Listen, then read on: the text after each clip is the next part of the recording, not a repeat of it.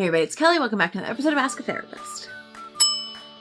Today we're talking about bisexuality in men. I have talked a fair amount about bisexuality on this channel. Most of it has been directed at bisexual women. So this is something that's been requested for a while, and frankly, been necessary for a while. So we're going to address some of the myths that exist about bisexual men, how we got to that place, and also what can we do about some of that. The first myth, this one exists about everyone who's bisexual, but it takes a different turn when it comes to men. It's the idea that everyone who's bisexual cheats. This is a myth across the board. When it comes to men, it's like a myth on steroids, because not only do we have this assumption that everyone who's bi cheats, but also that all men cheat because men are hypersexual. Men have a harder time being monogamous or being faithful. So all of that together, of course, a man who's bisexual is going to cheat, right?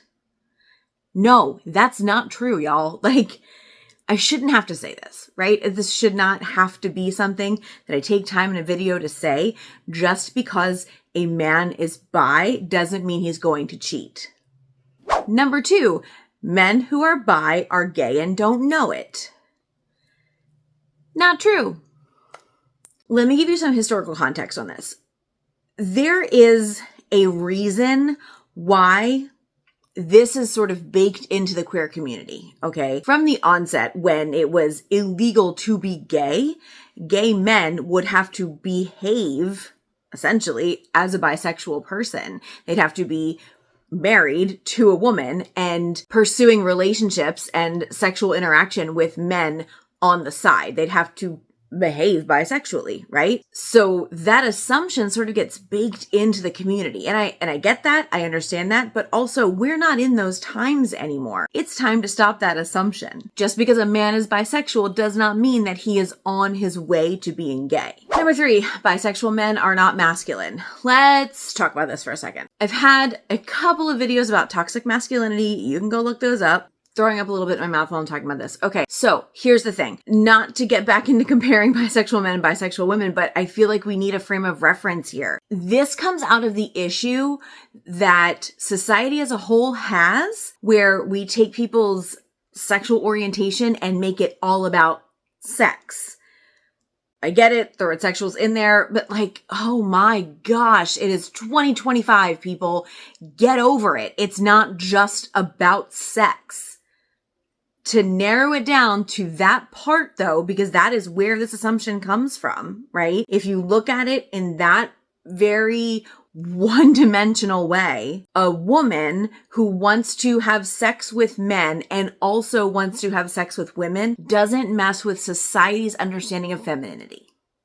A man who wants to have sex with women and also wants to have sex with men messes with society's understanding of masculinity. Because toxic masculinity exists. That is toxic. The understanding that it removes someone's masculinity to be attracted to other men is a faulty understanding of what masculinity is.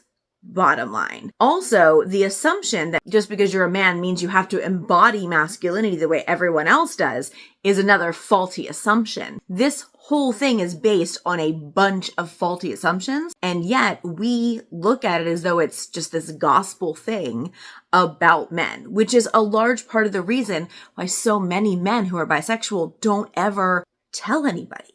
Look, those of you who are watching this who are not bisexual men, if you see a man and a woman in a straight presenting relationship and you find out that the man is bisexual, do you assume that the woman knows? Now take that same question and think about the straight presenting relationship, but the woman is bisexual. Do you assume that the man knows? That answer right there, whatever your answer is, gives you a little bit of a light into where you stand on your understanding of bisexual men. Because for a lot of people, their answer would be the woman probably doesn't know and the man probably does in that other relationship. In 2020, let's just take a minute for that date to sink in. In 2020, there was a large study done to find out if men were actually bisexual. To see if that was actually a thing in 2020. We're not talking about the 70s. We're not talking about the 80s. We're not even talking about the 90s. We're talking about 2020. Because for that long, it has been assumed that this was a stopover on the way to gay. The erasure of bisexual men is societal and also experiential. Let's talk about the societal experience of being a bisexual man. You have the heteronormativity of our society. You also have the fear of your partner potentially being part of that heteronormative society, right? You also have that fear of your partner looking at you differently when you have told her who you are. You have that concern because what if she doesn't see you the same way anymore? What if she sees you as less masculine? What if she sees you as less of the person that she thought you were because she also has some misunderstandings about what bisexual men are? Like, that's scary. And that is a large part of the reason why so many men, even when they are given the space and the ability to understand who they are, that's why so many of them don't even tell their partners, because it can be scary.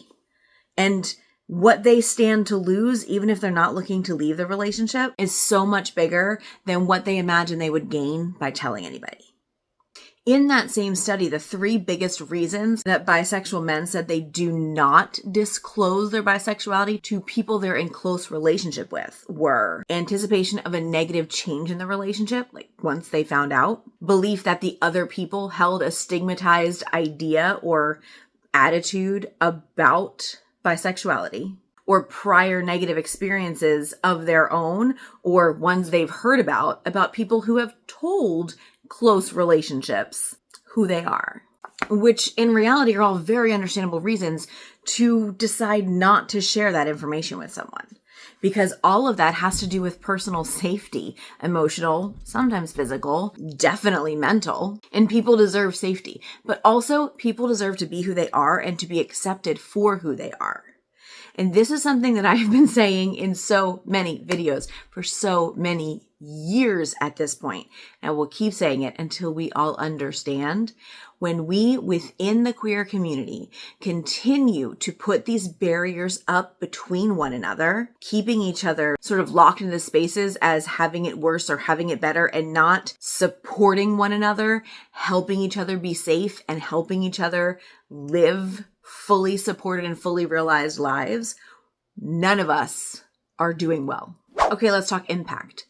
When you are living your experience, whether you're figuring it out later in life, because, well, let's be realistic, many men are not able to entertain the idea that they are attracted in any way to other men if they also know they're attracted to women. Right? That's not something that they're exploring very often until later on in life. In fact, a lot of people sort of stumble on that by accident when they realize that there are other things that interest them outside of things that they always assumed were their go-tos. But it typically does happen later in life for most bisexual men. But by that time, you've sort of established yourself, you know who you are, and explaining to people that you might identify differently than they knew you is a scary thing. Holding that in, though, can lead to things like depression, can lead to anxiety.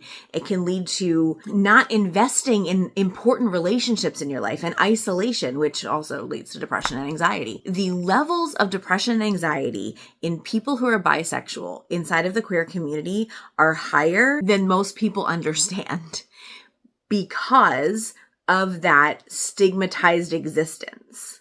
And as I've just explained, that experience for bisexual men is a very unique experience. The isolation that exists for this group within our community is intense and real. And the purpose of this video isn't necessarily to solve that. The purpose of this video is to essentially put out in front of you, like, these are the myths. These are the reasons why we're kind of like at this point, and to normalize what that experience is. Now that we've done that, what I need from you is to tell me in the comments what you need more of from this channel. All right. What do you need me to say more about? What would you like more explanation about experientially? Ask me a question. The channel's called Ask a Therapist, isn't it? Ask me a question. Let me answer it for you in a generalized way, because I can't give therapeutic advice on the channel because you're not my client, and I wouldn't give clients advice and put it on the internet anyway. That wouldn't be okay. Well, please let me know what your thoughts are. Comment below. That would be wonderful. And that's it for today. Thank you so much for being here. I will see you all next time. And until then, take care of yourselves and each other.